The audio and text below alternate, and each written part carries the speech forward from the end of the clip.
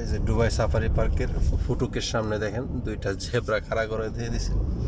খাড়া করে দিয়ে দিছে বলতে ওই বানায় রাখছে আর কি, কিন্তু খুবই সুন্দর লাগে দেখতে।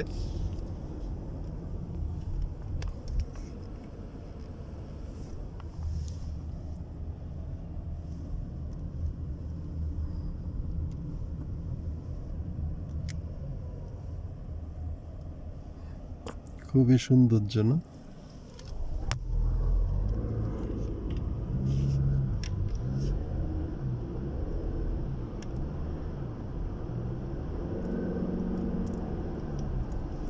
চারিদিকে শুধু সবুজের সমারোহ, সেই মরুভূমিরে বানায় ফেলাইছে সবুজ।